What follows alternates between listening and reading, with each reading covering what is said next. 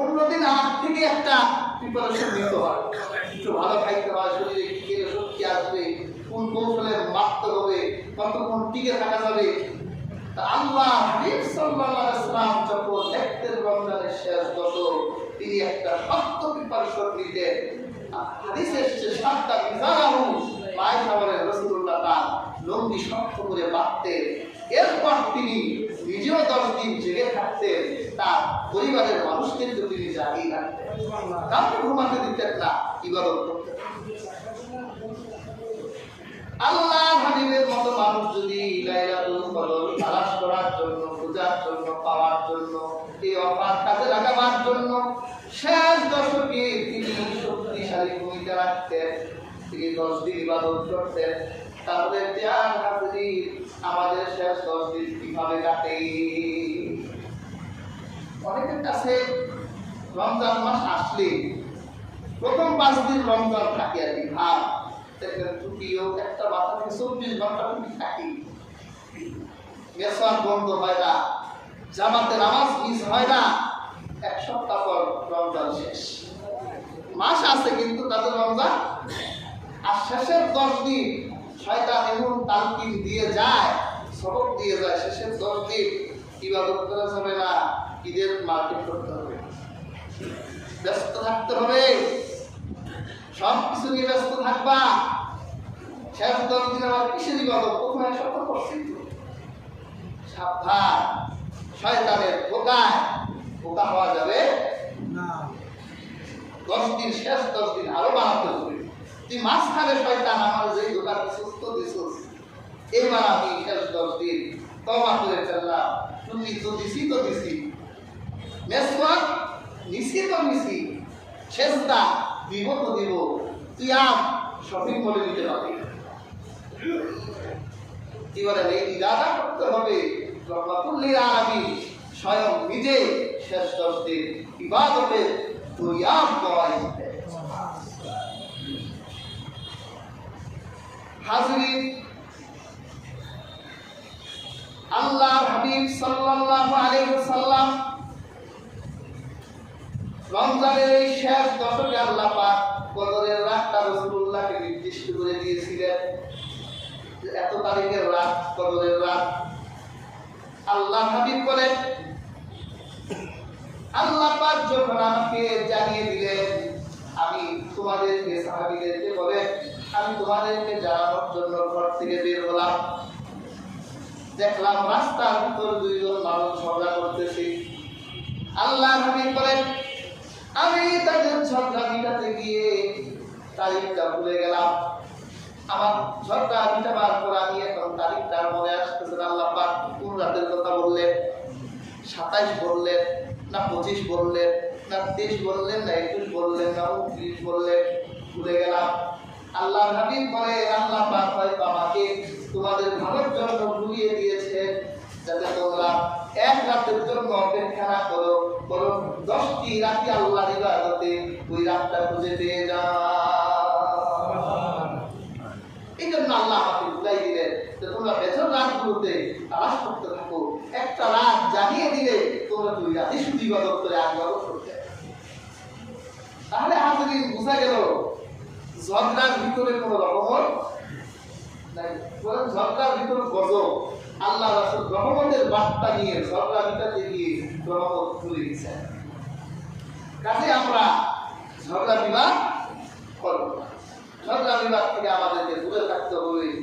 আর রমজানের রোজা রেখে যারা ঝগড়া করে, বিবাদ করে, কষ্টের কথা বলে, গালিগালাজ করে, রহমাতুল লিল আলামিন বলেছে তার রোজা আল্লাহর কাছে রোজা হিসেবে সাব্যস্ত হবে না, সে যেন সারাদিন নাকেই থাকে। কাজে রোজা রেখে মেজাজ তো গরম থাকবে, যার যন্ত্রণা থাকে, তো নিজেকে আত্মসংযমী হতে হবে, নিজেকে ধরে রাখতে হবে, ঝগড়া বিবাদ করা সম্ভব। তবে আমরা 27 রাতকে আনুষ্ঠানিকভাবে পালন করে থাকি। হাজরিন, আল্লাহর হাবিবের হাদিসগুলো পর্যালোচনা করলে বোঝা যায় 27 রাতটা গুরুত্বপূর্ণ রাত। এই জন্য এটাকে আমরা একটু আনুষ্ঠানিকভাবে বেশি গুরুত্ব দিয়ে থাকি। অবশ্যই আমরা 27 রাতকে লাইলাতুল কদরই মনে করি, তবে আমাদের বাকি রাতগুলোকে হেলায় হেলায় ফেলে দেওয়া যাবে। আল্লাহ রাসূল কিছু চিহ্ন বলেছেন যে তোমরা কিভাবে বুঝবে রাতটা লাইলাতুল কদর? যদি বৃষ্টি হয়। হাদিসের কিতাবে এসেছে আল্লাহর হাবিব সাল্লাল্লাহু আলাইহি ওয়াসাল্লাম এক রমজানে সাহাবীদেরকে নিয়ে আল্লাহর হাবিব ইবাদত করলেন ফজর পর্যন্ত। ফজরের নামাজের সময় আল্লাহর হাবিব, মদিনার মসজিদ তো পাকা ছিল না, মদিনার মসজিদের দেয়ালগুলো ছিল খেজুর গাছের ডাল দিয়ে, আর ছাদ ছিল খেজুর গাছের পাতা। আল্লাহ রাসূল সাল্লাল্লাহু আলাইহি ওয়াসাল্লাম তিনি রমজান মাসের লাইলাতুল কদরের রাতে যখন সিজদা দিলেন, বৃষ্টি হয়েছিল, মাটিগুলো কাদা হয়ে গিয়েছিল। আল্লাহ রাসূল যখন সিজদা দিয়েছিলেন, আল্লাহ হাবিবের কপালে, আল্লাহ হাবিবের নাকে মাটি লেগেছিল। সাহাবায়ে কেরাম বলেন, আমরা সকালবেলা দেখলাম রাসূলের কপালে মাটি, রাসূলুল্লাহ নাকে মাটি। আল্লাহ হাবিব বলল, গত রাতে যে রজনী গেল, এই রজনীতে আল্লাহ লাইলাতুল কদর রেখেছিলেন।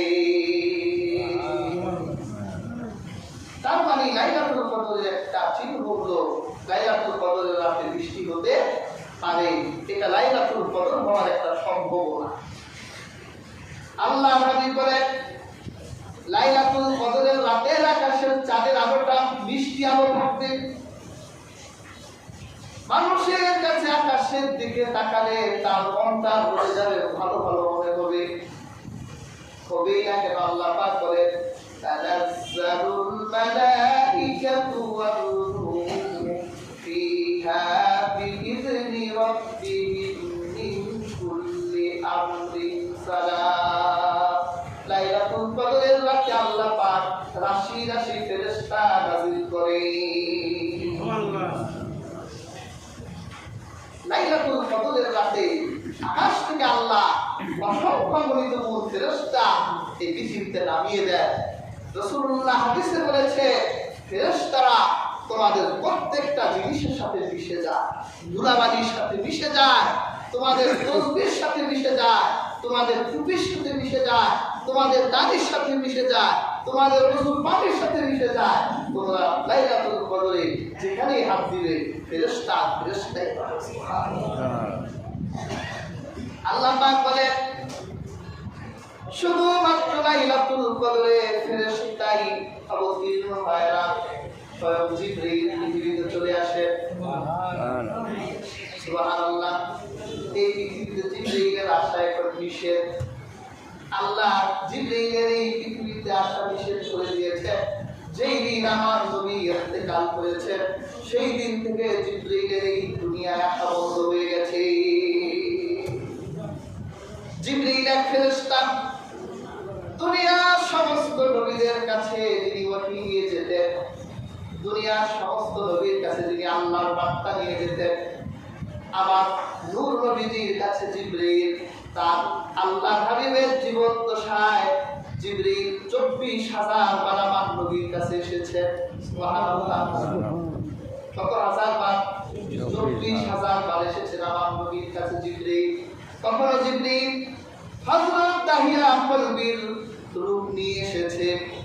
আল্লাহ রাসূলের একজন সাহাবী ছিলেন দাহিয়া কলবি, যে সাহাবী নিজের আপন মেয়েকে জীবন্ত মাটিতে চাপা দিয়ে নবীজির কাছে সেই ইসলাম গ্রহণ করেছিলেন। এই দাহিয়া কলবি জাহিলিয়াতের যুগে তার কাজ ছিল জীবন্ত মেয়েদেরকে মাটিতে দাফন করা।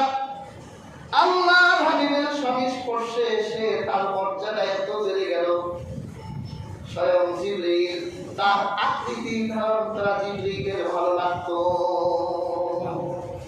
এই জন্য জিবরীল ওই সাহাবীর রূপ নিয়ে নবীজির কাছে আসতেন, কানে কানে কি যেন বলতেন, ওহী বলতেন। আবার জিবরীল কখনো অপরিচিত মানুষের বেশ নিয়ে নবীজির কাছে আসতেন, আল্লাহর হাবিবের সাথে কথা বলতেন। সাহাবীরা দেখতো, কিন্তু সাহাবীরা বুঝতো না এটাই হলো জিবরীল। একবার আল্লাহ রাসূল সাল্লাল্লাহু আলাইহি ওয়াসাল্লাম জিবরিলের সাথে কথা বলতেছেন। জিবরিল একটা অপরিচিত মানুষের রূপ দিয়ে নবীজির সাথে দাঁড়িয়ে দাঁড়িয়ে কথা বলছেন দুজন। তো নবীজির এক সাহাবী আছে,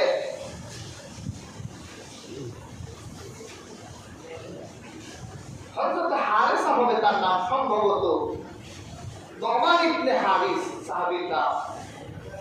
উনি হযরত জিবরিল আর রাসূল রাস্তায় কথা বলছেন, পাশ দিয়ে যাওয়ার সময় সালাম দিতে, আসসালামু আলাইকুম। কি বলে রাসূলুল্লাহ সালাম দিই না, দেখা বলে উনি যার সালাম তো আল্লাহ রাসূলের সাথে একজন লোক দেখলে রাসূলুল্লাহকে সালাম দিলেন, আসসালামু আলাইকুম, চলে গেলেন। আল্লাহ হাবিব জিবরিলের সাথে কথা বলল, জিবরিল চলে গেল।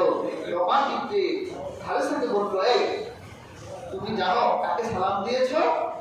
ইয়া রাসূলুল্লাহ, কাকে সালাম দিয়েছো? আমি তো আপনাকে সালাম দিলাম না, আমার সাথে জিবরিল ছিল, জিবরিল তোমার সালামের জবাব দিয়েছে। আসসালামু আলাইকুম, শান্তি বর্ষিত হোক। জিবরিল বলছে, ওয়ালাইকুম সালাম, তুমিও শান্তি দাও। সাহাবারা বুঝতো না এটা জিবরিল, কিন্তু জিবরিল কখনো আগন্তুকের বেশে, কখনো সাহাবীর রূপে আল্লাহ হাবিবের কাছে 24,000 বার এসেছে। যেবার জিবরিল শেষবার আল্লাহর হাবিবের কাছে এলেন, বর্ণনা দুর্বল, আল্লাহর হাবিব দেখে জিবরিলের চোখে পানি। জিবরিল, তুমি কাঁদো কেন? ফেরেশতাদের তো হৃদয় নাই, মন নাই, মন থাকলে সে হাসে কাঁদে। জিবরিল কান্না করছে। আল্লাহর হাবিব বলল, জিবরিল তুমি কাঁদছো কেন? জিবরিল বলে, ইয়া রাসূলুল্লাহ, ইয়া হাবিবাল্লাহ, আমি আদম নবীর কাছে এসেছি, আমি নূহর কাছে এসেছি, আমি সমস্ত নবীর কাছে ওহী নিয়ে এসেছি। সমস্ত নবীর সাথে আমার ওহীর একটা সমাপ্তি ঘটেছে, আপনার সাথে আজ আমার সমাপ্তি ঘটে যাচ্ছে। আর কোনোদিন আপনার কাছে আমার হবে না, আল্লাহ নিষেধ করে দিয়েছেন। এজন্য আমি কান্না করছি। আর কোনোদিন এই পৃথিবীর মানুষের কাছে আমি আসবো না।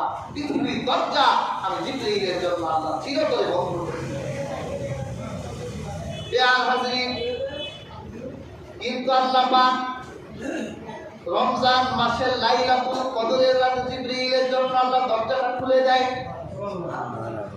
আল্লাহ পাক বলে, জিবরিল তোমার জন্য দুনিয়ার দরজা বন্ধ, কিন্তু প্রত্যেক লাইলাতুল কদরের রাতে তোমার জন্য আমি আকাশের দরজাগুলো খুলে দিলাম। তুমি আমার কদরের ইবাদতরত বান্দাদের সাথে দেখা করবে, কথা বলবে, মুসাফা করবে, কিন্তু আমার বান্দাগুলো টের পাবে না।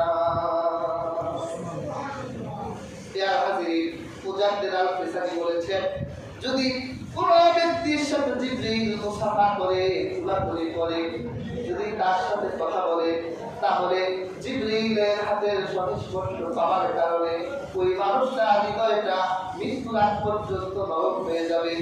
আল্লাহর জন্য সে নিবেদিত প্রাণ হয়ে যাবে, দিনের জন্য সে খালেস হয়ে যাবে। ওই মানুষটাকে পাপ কাজের দিকে ধাবিত করা কঠিন হয়ে যাবে।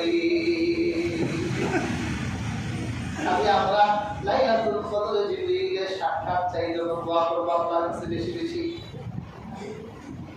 বলছিলাম কদর চিনবেন কিভাবে? কদরের রাতটা আপনার কাছে মধুর মতো মনে হবে, ফেরেশতারা নামবে, স্বয়ং জিবরিল কদরের রাতে নেমে আসবে। আল্লাহ কোরআন সাক্ষী দিয়েছেন। কাজে হাজিরিন, এই কদরের রাতকে আমাদের কদর করতে হবে। এরপর হাদিস থেকে বোঝা যায়, কদরের রাতের রাত যখন শেষ হয়ে দিন যখন আসবে, ওই দিনে সূর্যের আলোতে তাপ বেশি হবে না মানুষের জন্য, সূর্যটা সহনীয় হবে, সূর্যের উত্তাপ কম হবে, সূর্যের উত্তাপকে কমিয়ে দেওয়া হবে। হাদিসে লাইলাতুল কদর চেনার নিয়ম, এই চিহ্নগুলো আল্লাহ হাবিব আমাদেরকে জানিয়েছেন। কাজে হাজিরিন, লাইলাতুল কদরকে আমাদের কাজে লাগাতে হবে। লাইলাতুল কদরের আমলগুলো কি হবে? হাদিস থেকে আল্লাহ হাবিব সাল্লাল্লাহু আলাইহি সাল্লামকে মা আয়েশা জিজ্ঞাসা করেছেন, ইয়া রাসূলুল্লাহ, ইয়া হাবিবাল্লাহ, যদি কদরের রাত আমি পেয়ে যাই তাহলে আমি কি করব? আল্লাহ হাবিব তাকে একটা দোয়া শিখালেন। আল্লাহ হাবিব বললেন, তুমি বলবে, আল্লাহুম্মা ইন্নাকা আফু তুহিব্বুল আফওয়া ফাআফু আন্না আল্লাহুম্মা ইন্নাকা আফু। হে আল্লাহ, আপনি ক্ষমাশীল, তুহিব্বুল আফওয়া, ক্ষমা করতে আপনি